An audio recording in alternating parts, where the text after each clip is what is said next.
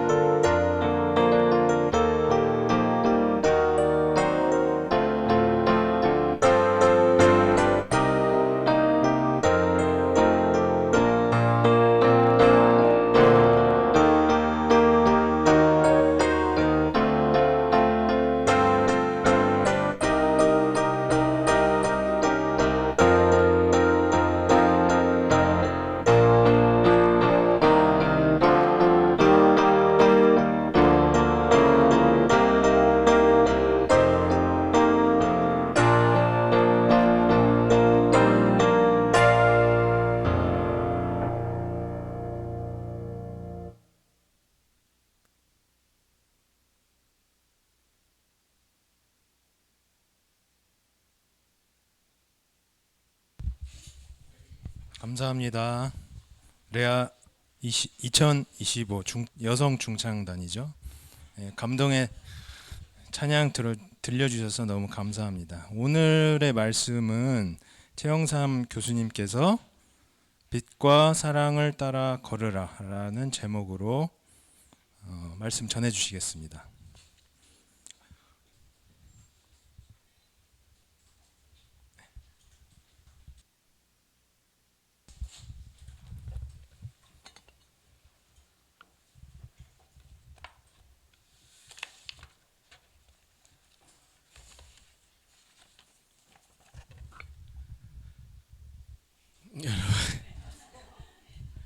반갑습니다. 예. 100m 달리기 끝나면 되게 숨가쁘고 아시죠? 제가 딱 그래요. 정신없이 달려왔어요. 그래서 이제 조금 설교하다 보면 여러분 얼굴이 보일 것 같아요. 지금은. 여러분 꽤 오랜만입니다. 예, 반갑습니다. 우리 찬양도 그렇게 했지만 하나님께서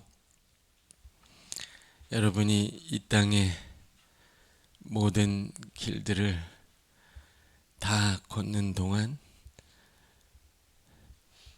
우리 주 예수 그리스도의 은혜를 항상 여러분의 심령과 삶의 가정에 넘치게 부어주시기를 주의 이름으로 축복합니다.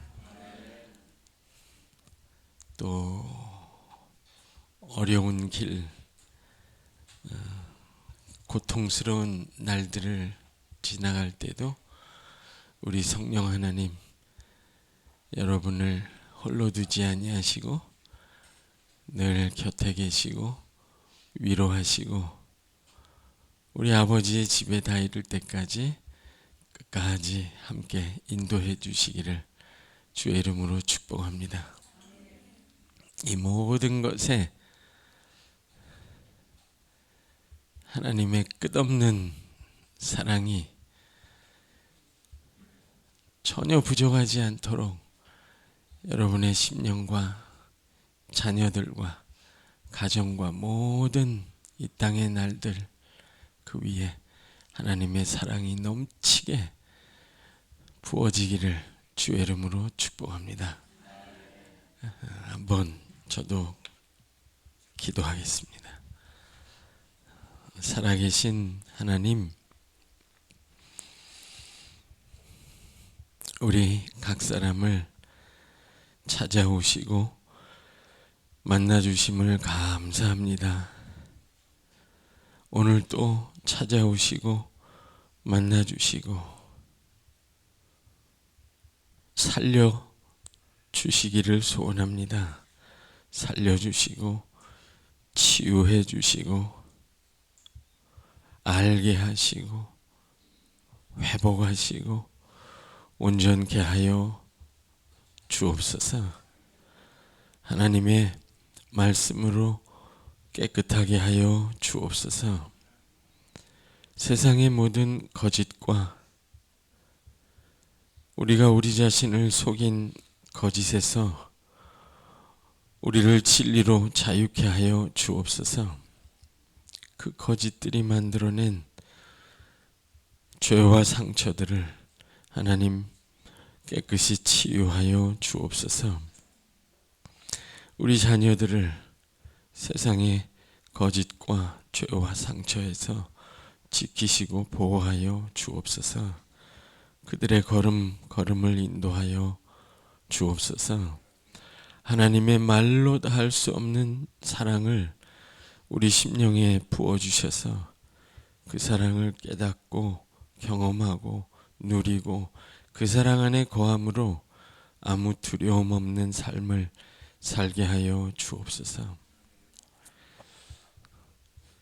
주의 진리로 우리를 자유케 하셔서 쓸데없는 걱정과 근심과 어리석은 초조함에서 다 벗어나게 하여 주옵소서. 하나님의 말로 다 할 수 없는 사랑을 우리 심령에 부어주셔서 그 사랑으로 치유받게 하여 주옵소서. 하나님, 아직도 악한 일에는 빠르고 선한 일에는 한없이 게으릅니다. 우리의 병든 의지를 치유하여 주옵소서. 하나님의 온전한 사랑으로 나 자신을 올바로 사랑하는 일에 배우고 성장하게 하여 주옵소서. 하나님, 나의 사랑이 아니라 하나님 아버지의 사랑으로 나에게 맡겨진 사람들을 하나님의 온전한 사랑으로 끝까지 사랑할 수 있는 힘과 인내와 지혜와 믿음과 소망과 능력을 허락하여 주옵소서. 나를 보내신 곳에서 불평하지 아니하고 착하고 충성된 종처럼 내 앞에 있는 고통받는 사람들, 고통받는 세상을 끌어안고 치유하고 회복하고 온전케 하는 새하늘과 새 땅의 백성이 되게 하여 주옵소서. 하나님, 간절히 바라고 소원합니다.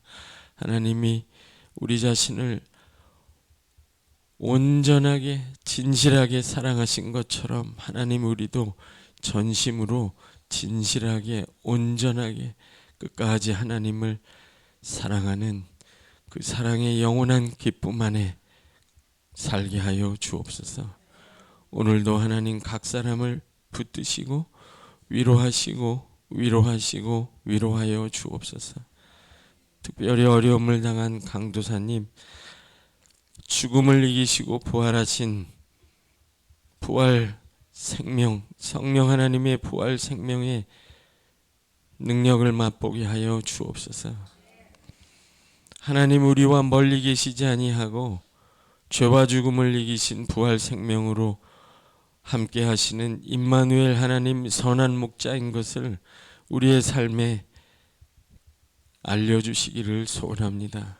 지치지 아니하도록 하나님을 의지하고 계속 걸어갈 수 있도록 하나님 곁에 계신 것을 확증하여 주옵소서.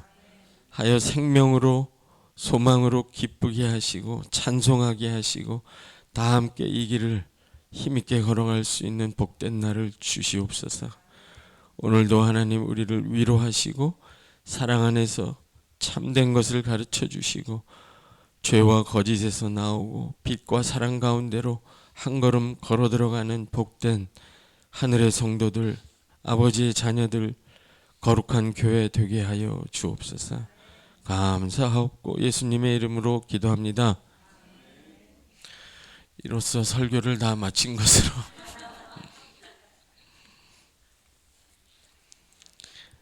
제가 이런 제목의 설교를 해본 적이 없어요. 빛과 사랑을 따라 걸으라. 그런데 요한일서를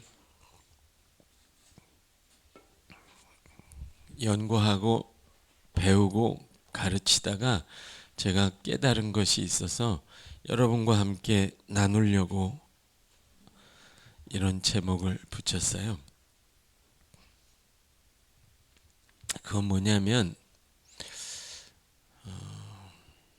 우리가 캄캄한 어둠을 걷는 것 같은 때가 있지 않습니까? 겉으로는 직장 가고 집에 가고 학교 가고 교회 오고 예배 드리지만 마음속에서는 길을 잃고 방황하는 때가 있습니다. 어두워서 길이 잘 보이지 않을 때,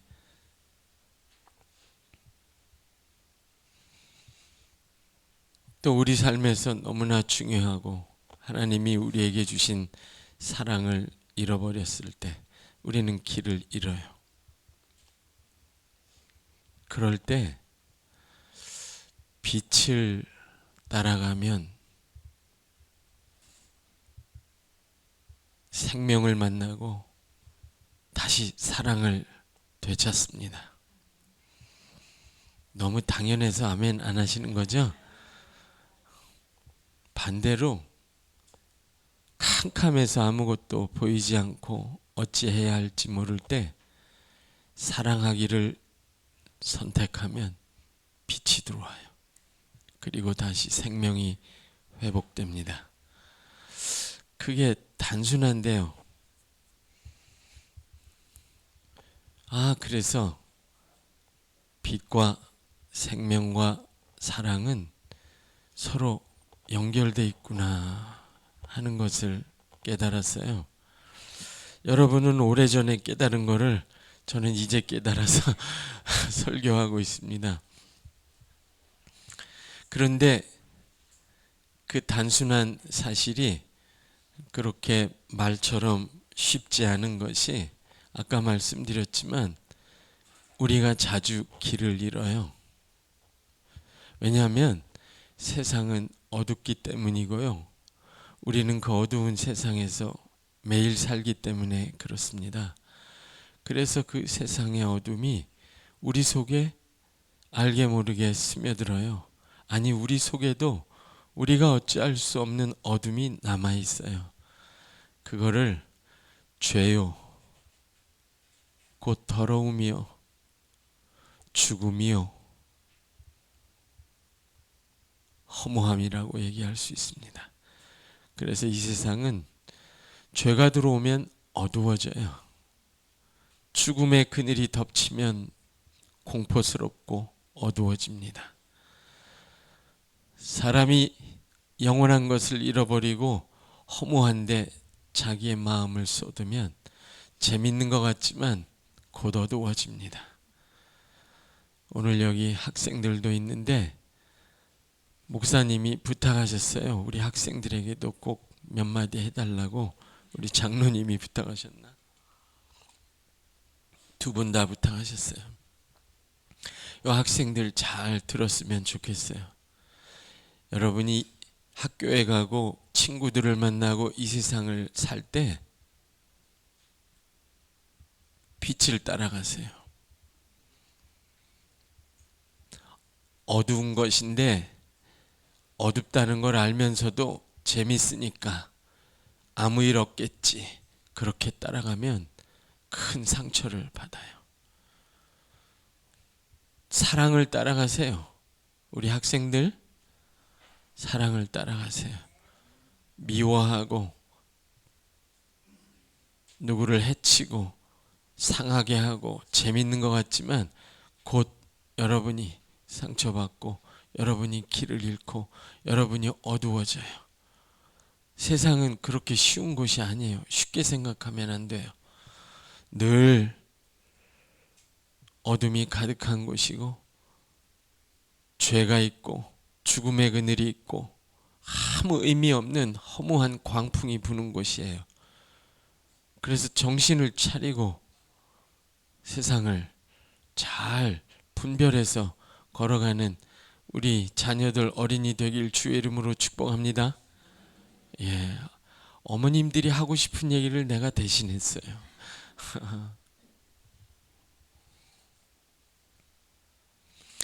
빛을 따라 걷는다는 게 그래서 쉽지 않습니다, 여러분. 쉬운 것 같죠? 아니에요. 어려워요. 우리가 빛의 자녀들이고 예수 믿는 사람들이고 하나님 안에서 예배하는데 마음속은 어둠 속에 헤매는 일들이 있을 수 있어요. 얼마든지. 세상의 허무한 것에 마음이 붙잡히면 어둠 속을 헤맵니다. 누구에게 복수하고 싶은 마음, 원수 갖고 싶은 마음, 그런 거 내버리지 않으면 어둠 속을 헤맵니다. 아멘 안 하셔도 돼요.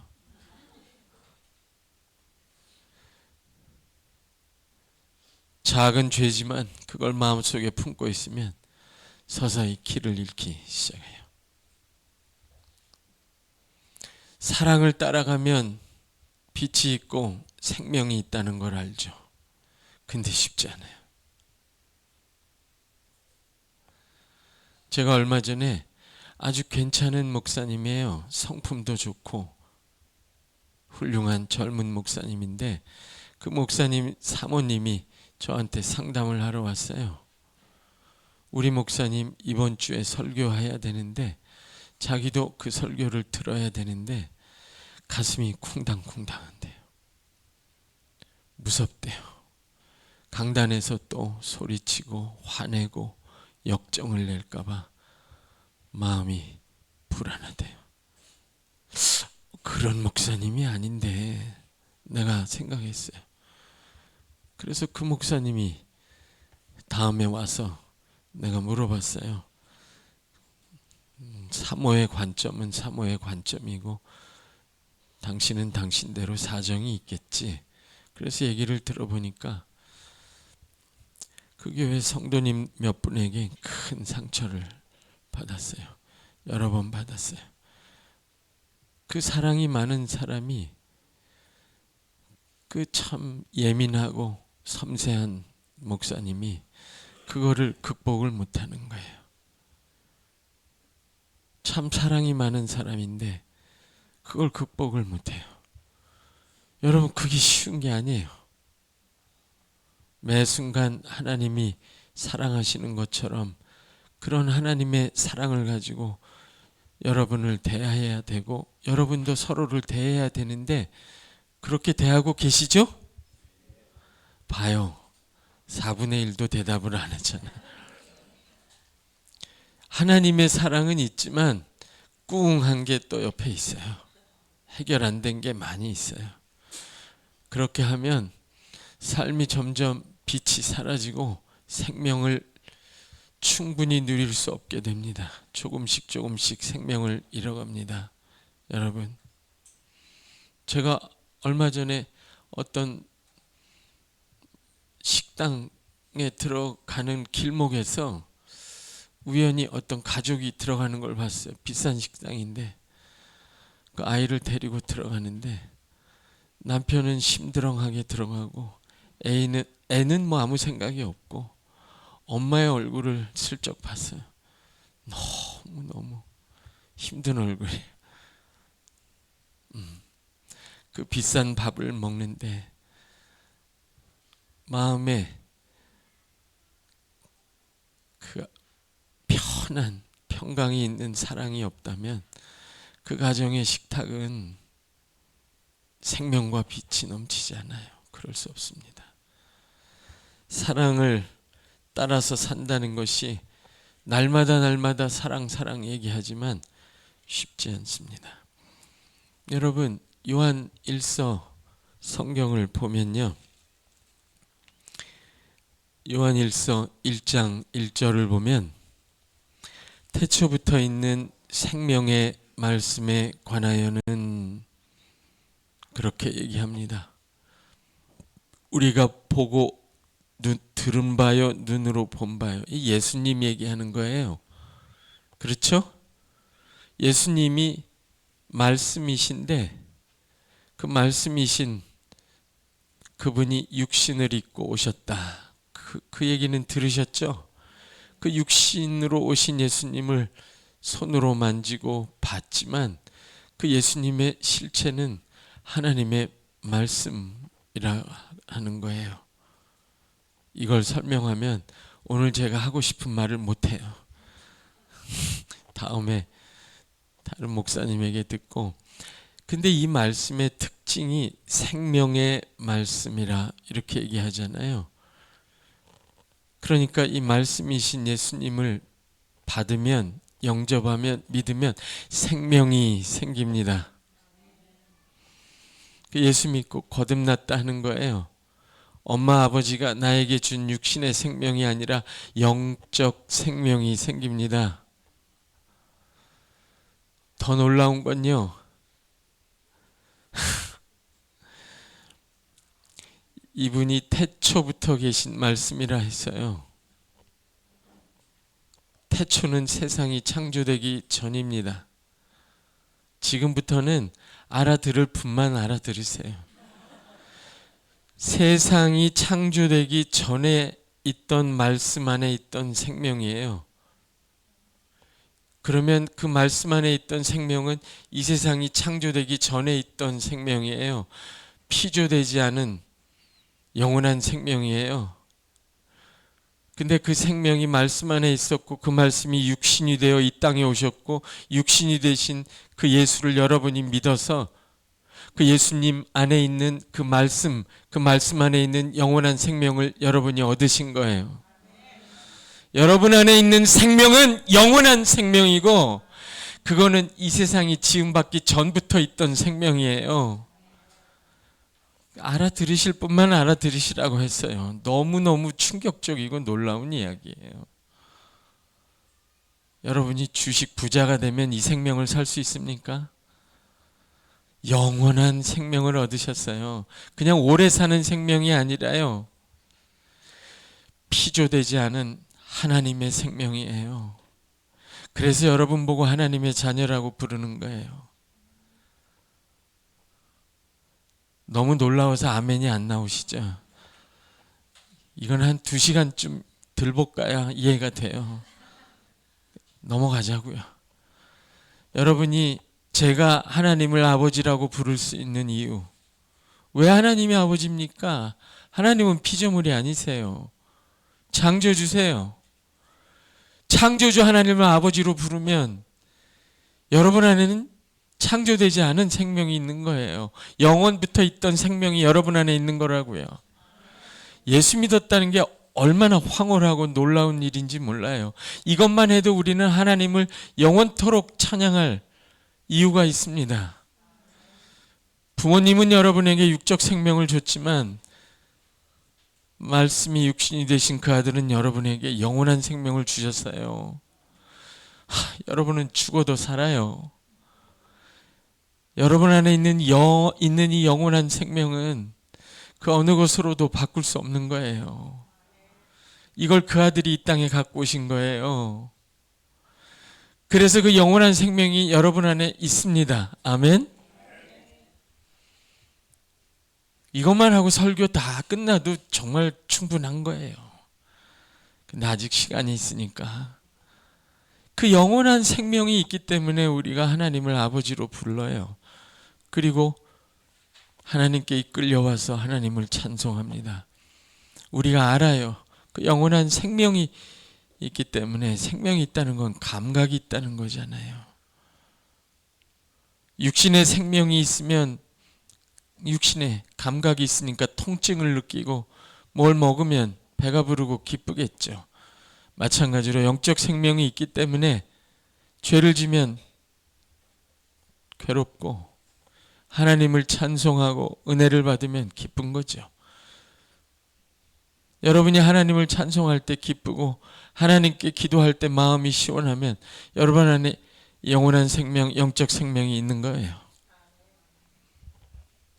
그 영원한 생명을 더 풍성하게 누리는 것이 예수님이 오신 목적입니다.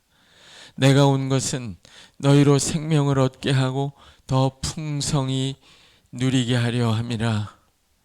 그런데 많은 성도들이 영적 생명을 갖고 있지만, 그 영원한 생명을 갖고 있지만 굶어 죽는 사람처럼 허덕이며 살아요. 그 생명의 충만을 누리지 못합니다. 왜 그래요? 빛을 잃어버리고 사랑을 잃어버리기 시작하면 그 생명을 충만하게 누리지 못합니다. 요한일서를 보면요, 처음이 이렇게 시작해요. 너희가 그 아들을 통해 영원한 생명을 얻었다. 너무나 감사하고 기쁘죠. 그런데 요한일서 중간 3장이나 4장쯤 읽으면 하나님은 사랑이시라 하고 사랑에 대해서 많은 이야기를 합니다. 2장부터 나오죠. 너희가 새 계명을 받았다. 서로 사랑하라. 왜 사랑하라고 하는지 아세요? 그 사랑을 따라가야 여러분 안에 있는, 여러분이 예수 믿고 받은 영원한 생명이 풍요해집니다. 영원한 생명을 얻었는데, 하나님의 자녀가 됐는데, 영적 생명이 있는데 사랑을 따라가지 않으면 그 생명이 점점 병들고 죽기 시작합니다. 그래서 요한일서 연구 많이 했어요. 그 요한일서의 문학적 구조가 주는 도전을 제가 깨달았어요. 그게 이런 거예요. 문제예요. 우리의 과제. 영원한 생명을 얻은 하나님의 자녀들은 과연 그 영원한 생명을 누리며 하나님의 온전한 사랑에 이를 수 있을까? 그거예요. 뒤집어 말하면 영원한 생명을 얻고 영적 생명을 얻고 하나님의 자녀가 되어도 세상을 사랑하는 쪽으로 가서 점점 빛을 잃고 생명을 잃기가 쉽지, 하나님의 온전한 사랑에 이르는 일은 결코 만만치 않다는 거예요. 왜요? 이 어두운 세상이 우리 안에 떡하니 버티고 있어서 요한이 말한 대로 세상을 사랑하는 자는 그 안에 아버지의 사랑이 없느니라. 그렇게 돼요. 그래서 점점 하나님의 사랑에서 멀어지면 내 안에 있는 영적 생명도 서서히 죽어갑니다. 사랑이 있는 곳에 생명이 있는 거예요. 그런데 우리의 문제는 이거예요. 내 안에 영적 생명이 있어서 억지로 교회 와요. 죽지 못해서. 억지로 예배할 수밖에 없어요. 이 생명을 버릴 수는 없기 때문에. 어떻게 버려요? 하나님이 주신 생명인데 내가 그걸 어떻게 해요? 그 생명은 내 속에서 계속 갈급합니다. 거기에다 하나님의 사랑이 공급이 돼야 되는데 다른 사랑을 거기다 집어넣으면 그 생명은 먹지 못하고 서서히 죽어가요. 그래서 우리는 영적 생명을 가지고 예수 믿고 생명을 얻고 하나님의 자녀가 되어서 아버지 하나님의 사랑에 이르기를 힘써야 합니다. 그렇게 되시기를 주의 이름으로 축복합니다. 제일 안 되는 게 이겁니다. 제가 아까 그랬죠. 목사님도 안 된다고. 제가 제 자신을 돌아보면요, 하나님이 저에게 은사를 많이 주셨어요. 근데 저 자신을 돌아보면 기도할 때마다 나 자신을 돌아볼 때마다 숨이 턱턱 막히게 하나도 없는 게 있어요. 그게 하나님의 사랑이에요. 어쩜 이렇게 없을까? 평생을 그 사랑을 받고 그 사랑 안에 거하고 그 사랑을 하려고 애를 썼는데 어쩜 이렇게 없을까? 여러분 얼굴에 보니까 여러분은 많으신 것 같아요. 좋으시겠어요. 축복합니다. 저는 보니까 하나도 없어요. 그렇게 없을 수가. 다른 건 많은데 왜 이건 그렇게 없는지 몰라요. 여러분, 나의 사랑이 아니에요. 하나님의 사랑에 이루고 있느냐 하는 걸 묻는 거예요. 하나님의 사랑이 어떤 사랑입니까? 고린도전서에 나오죠. 사랑은 교만하지 아니하며. 여러분, 교만이 싹 빠진 사랑을 하고 계시죠? 고개 드세요. 사랑은 자랑하지 아니하며. 여러분, 입을 열면 자랑하지 않죠? 사랑만 나오죠? 사랑은 시기하지 아니하며. 나는 하나님의 사랑을 하고 있어. 근데 시기하고 있으면 아닌 거예요. 아직. 그건 당신의 사랑이지 하나님의 사랑이 아닌 거예요. 사랑은 무례하지 아니하며. 사랑의 이름으로 하는데 그게 무례하면 하나님의 사랑이 아닌 거예요. 그러니까 하나님의 사랑이 쉬운가요? 사랑은 모든 것을 참고. 이 아내분들 모든 것을 참으시죠?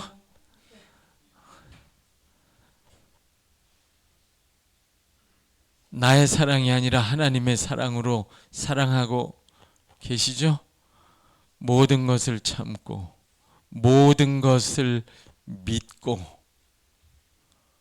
넌 틀렸어. 아이고, 하나님, 쟤는 틀렸어요. 그건 하나님의 사랑이 아니에요. 사랑은 모든 것을 믿어주는 거예요. 믿는 거예요. 괜찮아질 거라고, 성장할 거라고, 나아질 거라고 믿어주는 거예요. 그렇게 하고 계시죠? 표정이 점점 어두워지고 계세요. 사랑은 모든 것을 바라고 기대하는 거예요. 괜찮아질 거라고, 성숙한 사람이 될 거라고, 저 죄에서 나오게 될 거라고, 저 연약함을 벗을 거라고 믿어주고 기대하는 거예요. 사랑은요, 여러분, 괜찮아, 다 좋아, 내가 다 받아줄게, 그건 동정이에요. 기대하는 게 더 어렵습니다. 기대할 수 없는 사람에게 기대하는 게 더 어려워요. 부모님들 자식에 대해서 진심으로 기대하세요? 포기하셨어요? 기대하는 게 사랑입니다. 쟤도 언젠간 신실한 하나님의 사람이 될 거야. 쟤도 언젠간 번듯한 사람다운 사람이 될 거야. 그걸 기대해 주는 사람은 이 세상에 부모밖에 없어요. 예수 믿는 우리는 그렇게 기대해야 돼요. 성도 간에도 마찬가지예요. 사랑은 모든 것을 바라고, 여러분, 사랑은 모든 것을 견딘다고 합니다.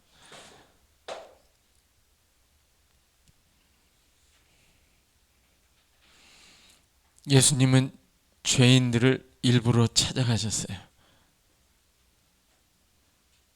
그 긍휼로 끌어안으시고 그 영원한 생명을 내어주셨어요. 죄인들만 찾아간 게 아니에요. 상한 갈대 같은 사람들. 상한 갈대 아시죠? 갈대가 꺾어져서 옆에 가면 나를 찌르는 사람들. 그런 사람들을 찾아가서 그런 사람도 받아주셨어요. 그런 사람에게도 자기의 생명을 내어주셨어요. 그리고 하나님의 사랑으로 사랑하셨어요. 우리는 그렇게 하고 있죠? 아멘이 줄기 시작하더니 이제는 씨가 마르기 시작했어요. 영원한 생명이 있어도 난 이거 있으니까 죽으면 천당 갈 거야. 여러분, 우리가 이 땅에 살아있는 이유, 하나님이 아직 여러분과 저를 그의 품으로 데려가시지 않은 이유, 이렇게 모여서 교회 생활을 하는 이유, 아버지의 참된 사랑에 이르게 하기 위함입니다. 그렇게 해야 우리 안에 있는 사랑도 더 풍요해집니다. 우리의 생명도 더 풍요해져요. 사랑이 있는 곳에 생명의 잔치가 있는 것입니다. 거기에 빛이 있어요. 전구를 다 바꾼다고 밝아지지 않습니다. 가정의 샹들리에를 이탈리째로 바꾸면 거실이 밝아집니까? 노란 전구 하나 켜고도, 통닭 한 마리 놓고도 가족이 화목하게 먹으면 거기는 밝아요. 이탈리 샹들리에를 켜놓고 치고받고 싸우고 욕하고, 피자 사놨는데 아무도 안 먹고 제 방으로 다 들어가고, 그 방은 어두운 방이에요. 여러분, 상한 갈대와 꺼져가는 심지만 사랑하셨어요. 제가 충격적인 건 이거예요. 여러분, 직장에서 전도하면 아무 반응이 없잖아요. 그럼 괘씸하잖아요. 내가 밥을 몇 번 사줬는데, 응? 함께 가는 교회 가자는데, 응? 밥 먹는 데는 함께 가고, 괘씸하잖아요. 예수님은요, 죽은 자도 손잡아 일으키셨어요. 죽은 자가 반응이 있습니까? 저는 설교하거나 강의할 때 그런 생각을 해요. 아무런 반응이 없고 차가운 사람들을 대할 때 낙심하지 않기 위해서 그걸 생각해요. 여러분은 아니에요.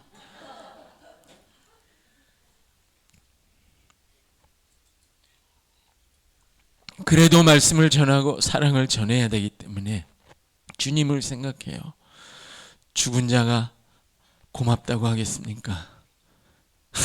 아무 반응이 없어요. 그래도 주님은 그 죽은 자를 손에 잡고 자기의 생명을 쏟아붓고 살려내는 아버지의 사랑을 베풉니다. 그게 아버지의 뜻이니까 그 뜻을 따라요. 아버지를 사랑하기 때문에 그렇게 합니다. 죽은 자만 그렇게 하는 줄 아세요? 내 등에 칼을 꽂고 내 앞에서는 웃다가 내 뒤에 와서 칼을 꽂고 내 옆구리를 창으로 찌르는 자들을 그 은혜와 긍휼로 끌어안고 그들에게 물과 피를 쏟고 그들에게 자기의 생명을 쏟아붓고 살려냅니다. 여러분, 거기까지 이르러야 합니다. 아멘 안 하실 줄 알았어요. 거기까지 이르시기를 주의 이름으로 축복합니다. 하나님이 여러분을 그렇게 인도하고 계십니다. 잘 들으세요. 그게 저와 여러분이 함께 가는 길입니다. 그게 함께 가는 교회의 목적지예요. 그 사랑에 이르면 빛이 충만해지고 여러분 안에 생명이 충만해질 거예요. 근데 그 길이 어렵기 때문에 우리가 길을 잃죠. 그래서 빛을 따라가라 그렇게 이야기하는 겁니다. 8절에 보면 오늘 본문에 참 빛이 너희에게 이르렀다 그렇게 얘기합니다. 저와 여러분이 받은 생명은 육체적 생명이 아니에요. 하나님의 생명을 받으셨어요. 아멘? 잘 들으세요, 여러분. 이것도 귀 있는 자만 들으세요. 여러분은 하나님의 생명을 받았고요. 너무나 놀랍고 기가 막히고 충격적인 일이지만 우리같이 육체뿐인 인간에게 하나님이 하나님의 생명을 여러분에게 주셨어요. 여러분을 하나님의 자녀라고 불렀어요. 엄청난 거예요. 여러분 잘 보세요. 그런데 빛도 마찬가지예요. 예수 믿는 사람들에게는요, 하나님이 이 참 빛, 세상 사람들이 볼 수도 없고 알 수도 없는 참 빛을 주셨습니다. 요한복음 1장 1절에서 4절까지 한번 읽어보겠습니다. 요한복음 1장 1절에서 4절 시작.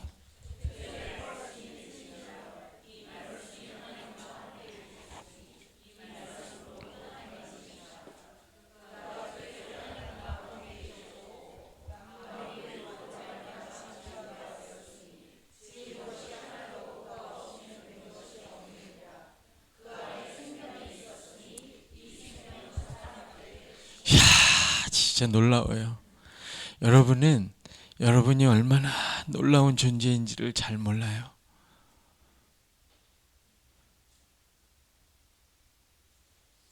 성부, 성자, 성령 하나님이 여러분한테 얼마나 놀랍고 신비하고 영원한 걸 주셨는지 충분히 몰라요. 말씀이신 그 아들을 받은 사람은 그 말씀 안에 생명이 있었다 얘기합니다. 이 생명은 어떤 생명이라고요? 태초부터 있는 생명이에요.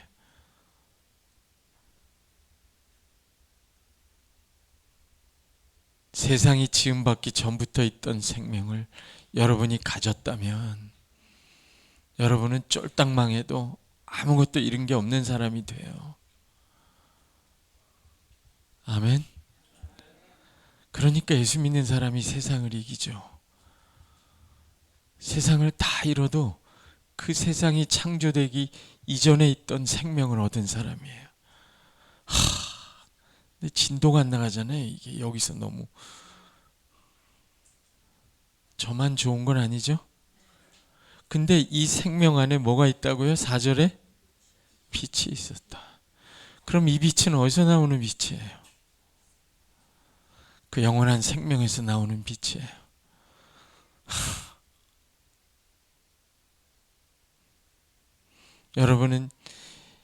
여러분이 받은 이 영원한 생명에서 나오는 참빛, 그 빛을 따라가는 하나님의 백성들입니다. 그래서 여러분을 빛의 자녀라고 말해요. 여러분 잘 들어보세요. 한번 빛에 대해서 생각해봐요. 우리가 다 눈이 있죠. 자연에는 자연광이 있습니다. 태양이 있고 달이 있고 별이 있죠. 그건 육신의 눈이 있으면 볼 수 있는 거예요. 그런데 이 세상에는 자연광, 태양의 빛만 있는 게 아닙니다. 인간의 이성도 빛이라고 불러요. 이성의 빛이 있다. 그 빛으로는 1 더하기 1이 2라는 걸 깨닫습니다.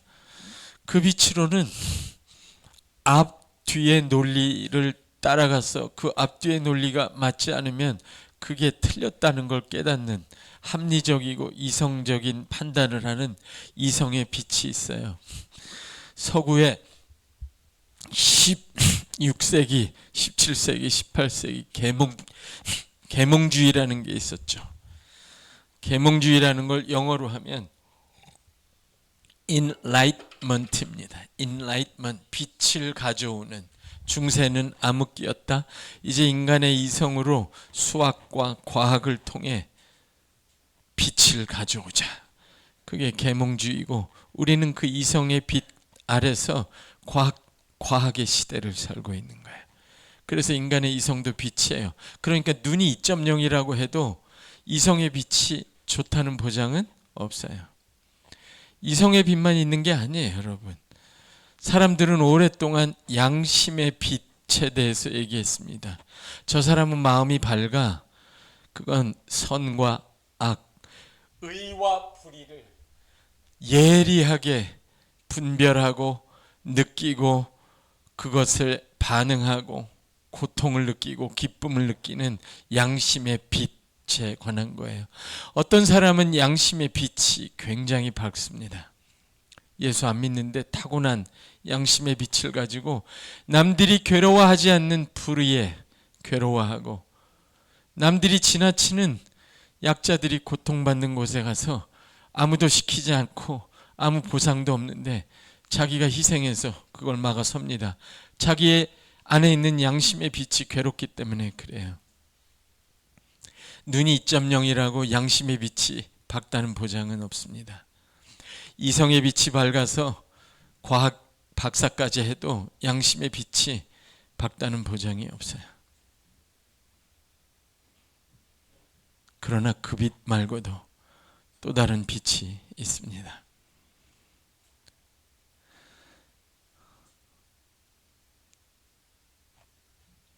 강의같이 되니까 좋으시죠? 이 재밌는 거예요.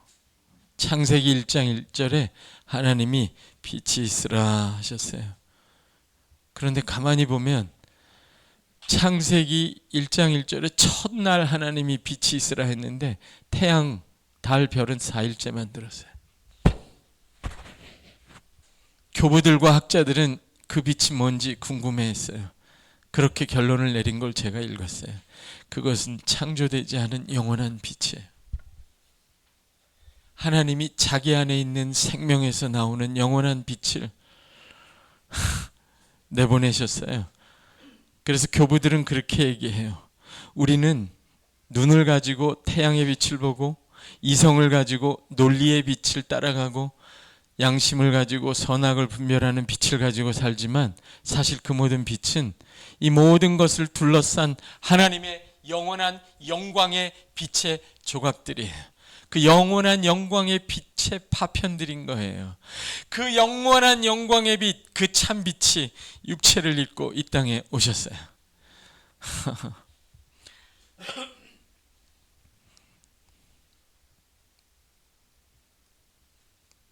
저는 재밌어요.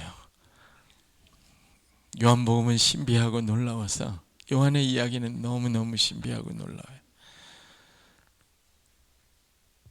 당연히 참빛이죠.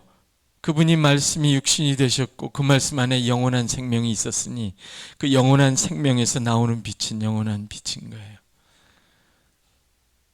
저와 여러분은 그 영원한 빛을 따라가는 사람들입니다. 그 영원한 빛을 따라가면 여러분 안에 주어진 영원한 생명이 풍요해집니다. 그리고 아버지의 사랑에 더 가까이 이르게 됩니다. 눈이 2.0이어도 머리가 좋아서 박사라도, 과학 박사라도 양심이 투철해서 불의한 건 못 참는 사람이라도 이 영원한 빛이 없으면 하나님을 볼 수 없습니다. 하나님의 사랑에 이끌려 그 영원한 길을 갈 수조차 없어요. 너무 놀랍죠? 저와 여러분은 안경을 쓰고 눈도 나쁘고 머리가 나빠서 수학도 못하고 양심도 별로 대단치 않아서 불의한 일도 눈 감는 그런 어두운 사람들인데 하나님이 그 아들을 주셔서 영원한 생명을 주시고 영원한 빛의 길을 가게 하셨어요. 그게 은혜죠. 그래서 빛을 따라가면 생명을 더 풍성하게 누리고 사랑에 이르게 됩니다. 이 일을 잘 생각해 보세요. 하나님은 자기 자신을, 이 진리를 구원의 영역에서 뿐만 아니라 자연에서도 베푸셨기 때문에 그 자연을 봐도 우리가 잘 알 수 있어요. 여러분, 빛이 있는 곳에 생명이 있고 사랑이 풍성해집니다. 그렇죠? 여러분, 어떤 사람이 여러분에게 화분을 줬는데 건물의 그늘 아래 두면 그 화분에서 잎이 잘 납니까? 싹이 잘 나요? 그렇지 않죠. 빛이 있어야 생명이 자라죠. 그리고 사랑스러워집니다. 그 반대도 마찬가지예요. 사랑이 있으면 생명이 풍요해지고 빛이 나요. 제가 오래전에 MBC인가요? TV에서 다큐멘터리만 정말 오래됐어요. 실험을 했는데 화분 2개를 놓고 지나가면서 이쪽 화분에는 예쁜 말을 해주고 저쪽 화분에는 나쁜 말을 하고 욕을 하고, 그랬더니 진짜로 그 화분에 성장의 속도의 차이가 있는 거예요. 아, 생명과 사랑과 빛은 다 자연에서도 연결이 되어 있습니다. 여러분, 이제 제가 하고 싶은 말들이 더 있어요. 영적으로 도덕적으로도 그렇습니다. 빛을 따라간다는 게 뭔가 이런 거예요. 그 이전에는 어둠이 보이지 않다가, 내 어둠이 보이지 않다가 빛을 따라가기로 하면 내 어둠이 보여요. 그걸 참회라고 말하죠. 요한일서 1장 7절에서 9절 한번 읽어보겠습니다. 요한일서 1장 7절, 8절, 9절 다 같이 읽습니다. 시작.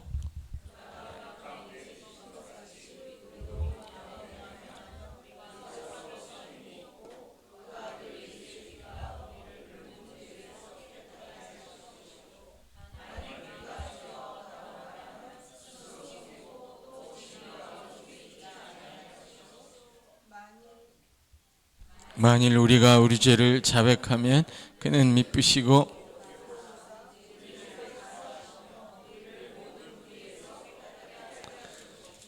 너무 놀라운 일이 일어나죠. 예, 빛 가운데 행하면 그 아들의 피가 우리를 깨끗하게 합니다. 진짜 엄청나게 놀라운 일이에요. 내가 내 죄를 어떻게 할 수가 없어요. 어둠 속에서는. 여러분, 어둠 속에서 화장해봐요.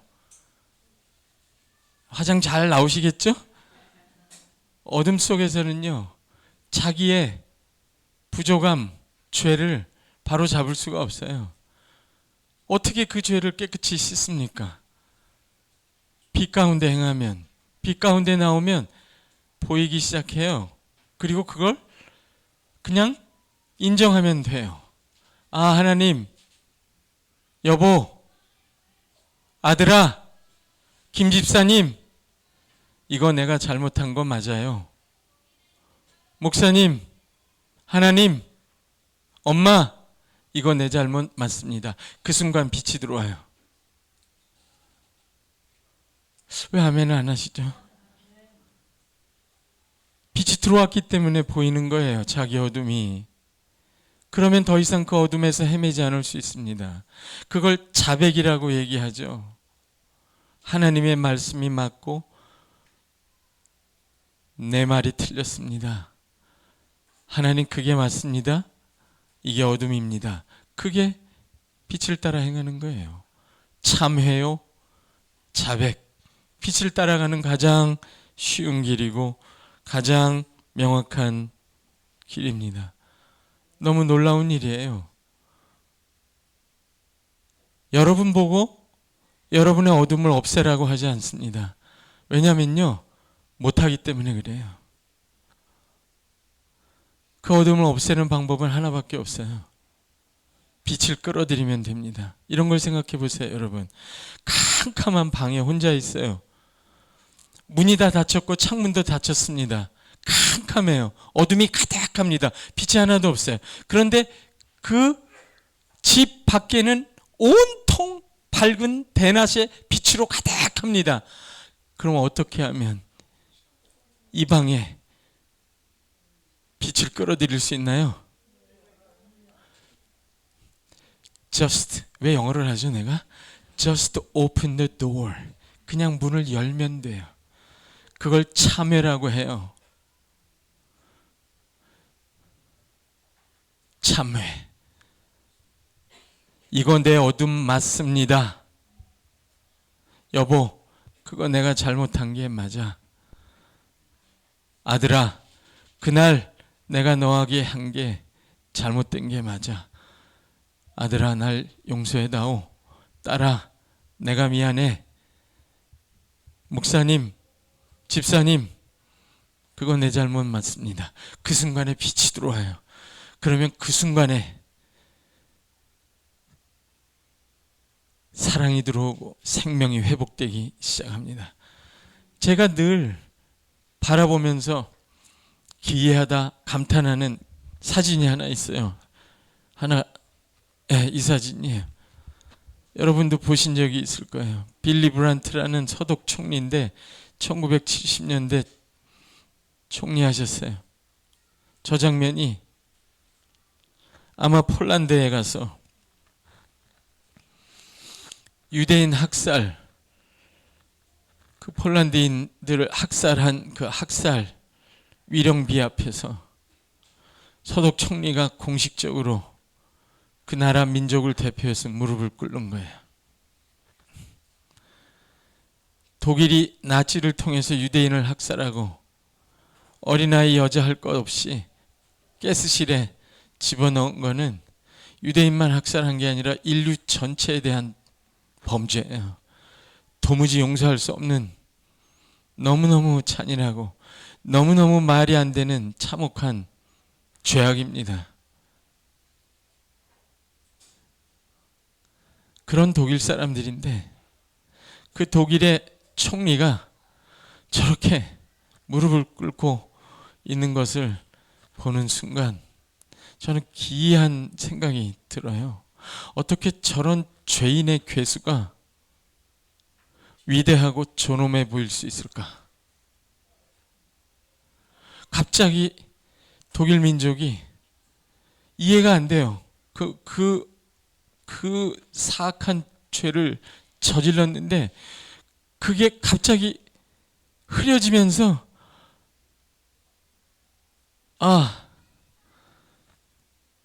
위대하다. 뭐가 위대해요? 죄인들이 위대하다고 했어요?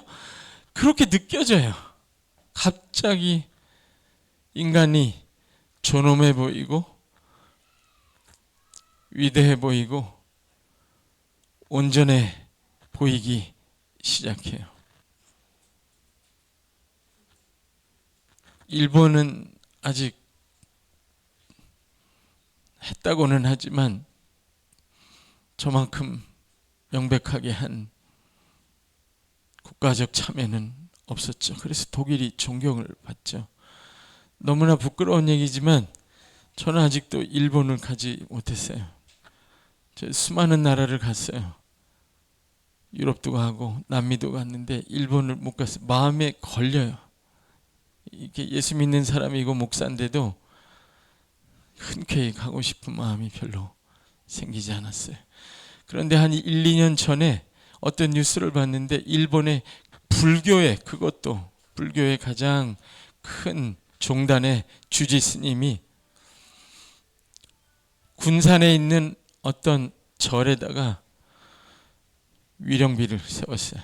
참회를 일본 제국주의가 이 땅에 와서 학살하고 착취하고 탈취한 모든 죄악에 대해서 참회하는 뜻으로 비석을 세웠어요. 그 기사를 읽고 갑자기 그 스님이 멋있어졌어요. 개종은 아니고 불교 스님인데도 존경스러워 보였어요. 제가 깨달은 건 이거요. 하나님은 자비로우시다는 거예요. 인생은 인과응보고 사필규정이고 이렇게 냉엄한 율법주의로 똘똘 뭉쳐있는 것 같지만, 그래서 한번 잘못하면 전혀 길이 없을 것 같지만 그 잘못을 인정하는 순간에 은혜의 세계가 밀려 들어옵니다. 내가 만든 어둠인데 그 어둠 한가운데서 창문을 열면 빛이 쏟아져 들어오듯이 은혜의 세계가 둘러싸고 있어요.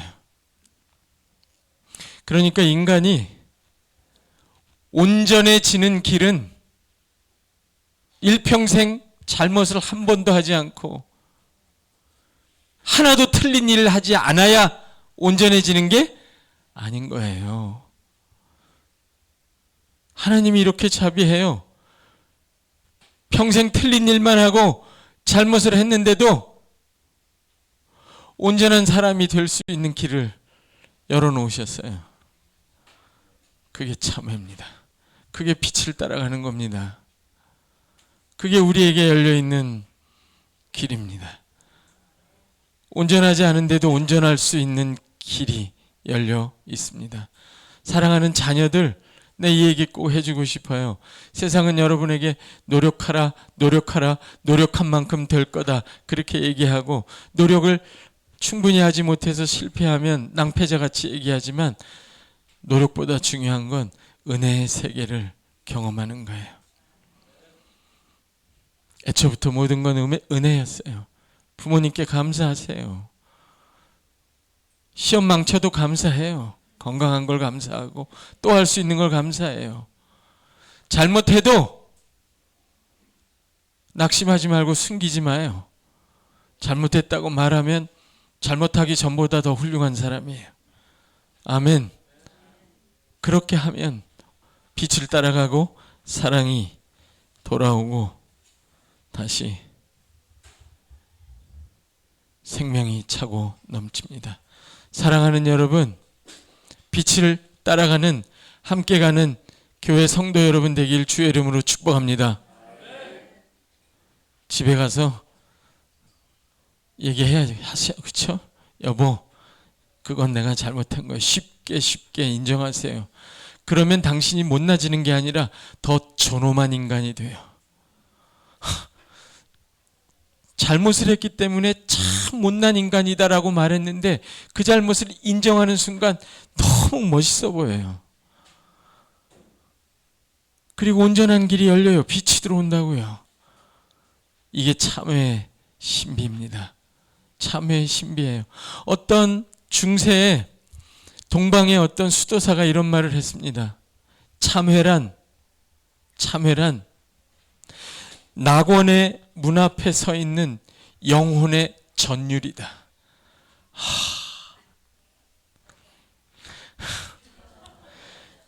참회란 낙원의 문 앞에 서 있는 영혼이 느끼는 전율이라는 거예요. 참회하는 순간 그 사람은 슬픔에 흐느끼지만 사실은 낙원의 문 앞에 더 가까이 간 거예요. 우리는 완전해서 낙원에 가는 게 아닙니다. 참회하기 때문에 갑니다. 참회하기 때문에 가는 거예요. 그게 빛을 따라가는 거예요. 끝없이 하나님이 이게 어둠입니다라고 인정하면 끝없이 빛을 따라가고 끝없이 생명을 만나고 끝없이 사랑을 만납니다. 아멘. 빛이 안 보일 땐 사랑을 택하십시오. 한번 해봅시다. 빛이 안 보일 땐 사랑을 택하라. 그러면 갑자기 빛이 들어와요. 그리고 갑자기 생명이 회복됩니다. 제가 어느 날, 이건 제가 경험하지 않은 건 얘기 안 해요. 제가 어느 날 어머니하고 식사를 하다가 어머니 돌아가시기 전에 아침에 어머니 계신 집에서 밥을 먹고 학교를 갔는데 속이 복잡했어요. 신학을 전공하고 가르치는 사람이 인간관계에 뒤얽혀서 얼굴이 안 좋은 거예요. 저희 어머니가 눈치가 백단이거든요. 아무 말씀을 안 해요. 다 알아요. 가서 설교를 하고 말씀을 가르쳐야 되는 사람이 인간관계가 복잡한 거예요. 용서가 안 되는 거예요. 그러니까 어머니가 밥을 다 드시고 숟가락을 놓고 먼저 일어나시면서 최 목사, 예수님의 마음으로 살아야지. 제가 뒤통수를 맞았어요. 우리 어머니한테. 예수님의 마음으로 살아야지. 나는 그 복잡한 관계를 계산하고 있었는데 예수님의 마음으로, 예수님의 마음이 어떤 마음이지? 아까 그 마음이에요. 내 등에 칼을 꽂고 옆구리에 창을 찔러도 그 사람을 위하여 물과 피를 흘리고 내 생명을 쏟아부어서 살리겠다는, 살려내겠다는 아버지의 뜻을 따라가는 마음이에요. 그 예수님의 마음을 품으니까 저희 어머니 제일 좋아했던 찬송이 그거예요. 주님의 마음을 본받는 자. 제가 속을 많이 새겼나 보죠. 제가 그 예수님의 마음을 품기 시작하니까요, 밥 먹고 일어나서 나와서 차 타기 시작하는데 마음이 편해요. 마음에 빛이 들어와요. 어디로 가야 할지 길이 보여요. 길이 보여요. 여러분, 사랑을 택하면 빛이 따라옵니다. 학교에서 제가 수업을 하다 보면 제 속을 긁는 아이들이 있습니다. 상한 갈대와 꺼져가는 심지 같은 아이들. 저는 무지하게 열심히 최선을 다해서 가르치는데 안 들어요. 숙제도 안 합니다. 그러면 속으로 저라고 별 수 있어요? 속으로? 응? 제가 상처 받습니까? 안 받습니까? 받아. 예수님은 안 받는데 저는 받아요. 이놈의 자식들, 내가 니들 성적을 뭘 주나 봐라. 니들은 보나마나 F야. 그럼 속이 좀 시원해요. 그 속이 시원하니까 그 아이들한테 말 걸기가 쉬워요. 가서 이야기를 합니다. 왜 이렇게 과제를 안 했어? 그러면 대부분이 거의 비슷한 얘기를 해요. 아버지가 집 나간 지 오래됐고 엄마는 일하시느라고 집에 못 들어와요. 제가 교수 생활 20년 하고 깨달은 건 이거예요. 숙제 못 나는 아이들, 시험 안 보는 아이들, 심지어 숙제를 어제까지 했는데 아침에 강아지가 다 찢어버렸다고 하는 아이들, 그런 아이들에게도 다 사정이 있다.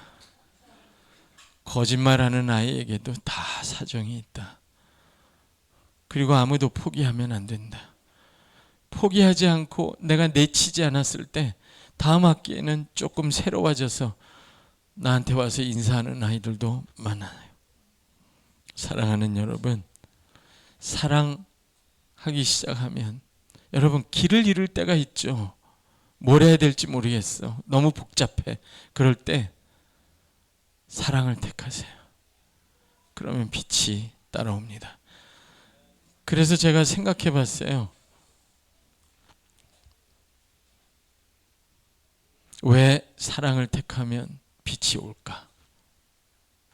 보여주세요. 마지막.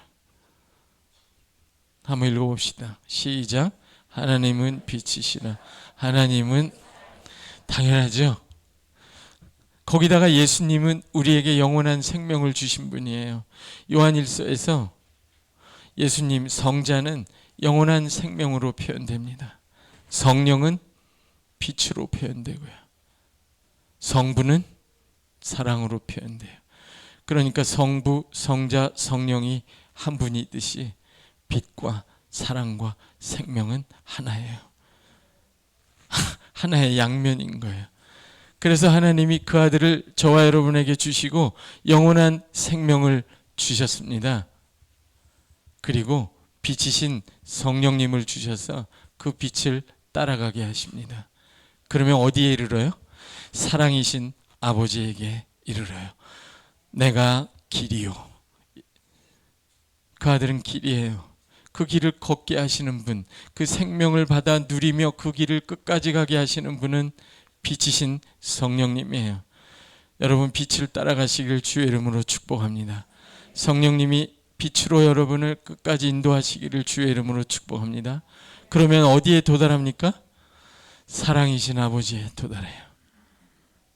이게 삼위 하나님 안에서 함께 걷는 교회예요. 영원한 생명을 받고 빛을 따라 영원한 사랑에 이르는 길입니다. 아무나 못 걷는 길이고요. 여러분은 이 놀라운 생명과 빛과 사랑의 길에 초대받았어요. 다 함께 손잡고 서로 위로하고 이 빛과 생명과 사랑의 길을 끝까지 복되게 기뻐하며 함께 걷는 복된 교회 되시기를, 그런 가정 되시기를, 그런 자녀들 되기를, 그런 인생 되기를 주의 이름으로 축복합니다. 기도하겠습니다. 하나님, 육신의 생명밖에 없는, 없어지면 아무것도 남지 않는 흑한줌 같은 우리에게 그 아들을 보내시고 영원한 생명을 주신 것을 감사합니다. 그 영원한 생명뿐만 아니라 성령을 보내셔서 그 빛 가운데 길 잃지 않고 걷게 하신 것을 감사합니다. 하나님 사랑하는 존귀한 성도들, 그 심령을 붙들어 주셔서 빛 가운데 나오게 하여 주옵소서. 이 빛을 따라 생명을 누리며 더욱더 아버지의 풍성한 사랑으로 충만하게 하여 주옵소서. 그 사랑을 먹고 마시고 누리며 빛과 생명 가운데 함께 걷는 복된 교회, 복된 가정, 자녀들 삶이 되게 하여 주옵소서. 감사하며 예수님의 이름으로 기도합니다. 아멘.